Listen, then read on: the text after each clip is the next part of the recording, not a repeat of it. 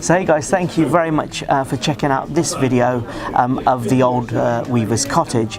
Before I introduce you to Parminder, who's the expert architect on this project, please make sure that you take a few minutes just to download the interactive brochure. I've left the link in the comment section, so if you just click on that, it will take you to my website where you can download it. So I just want to introduce you guys to Parminder, who I work really closely with when it comes to any of these types of projects across Warwickshire. He's my sort of go-to guy.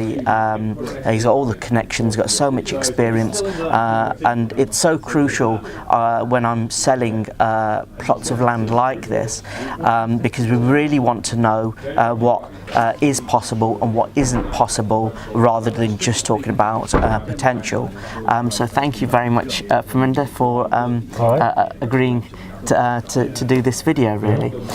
So tell us more about this opportunity. Yeah, all right, thanks, Ine.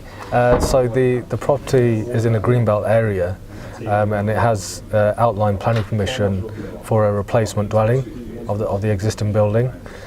Being in that sort of situation, there's a few key points to remember.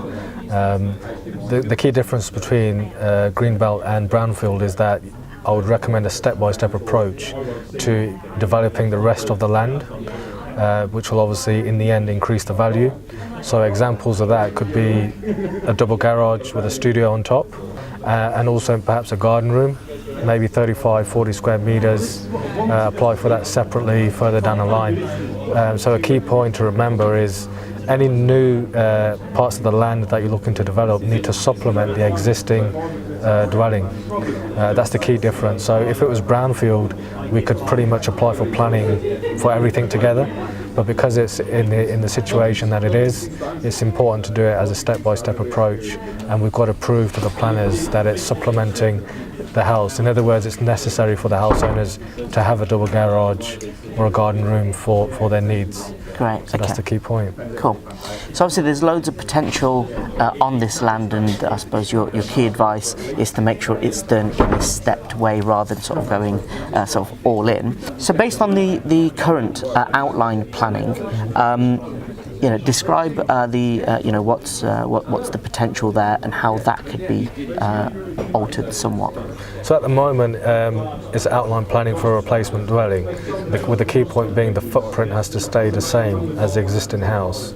So in other words, you can't expand the floor area on the ground floor. So the current outline has permission for ground floor and first floor. So there's not many other options, but there are two that I would recommend looking into when you move on to the detailed design phase, which is the next planning application. So one of them is a loft conversion. So when you incorporate the next set of plans to add in a staircase plus potentially another bedroom in a loft, and then also another option could be to go down into the ground to incorporate a basement. So that's another really interesting way of increasing the floor area, but the footprint above ground is still the same. If you are interested in taking the next steps regarding this property, the first thing that I would say that you need to do is to download the interactive brochure, so you're going to get to know a lot more about this this opportunity. The second thing is, please call me on 07864 942 768 to arrange a visit and a site visit.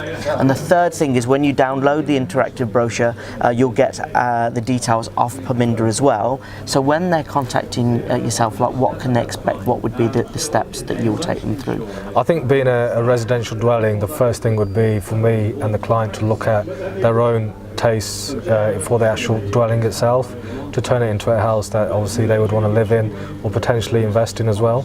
So that would be the first thing, to understand their requirements, and then take it from there. So we'd go to detailed design phase, and then also technical design phase, which will take it onto construction on site.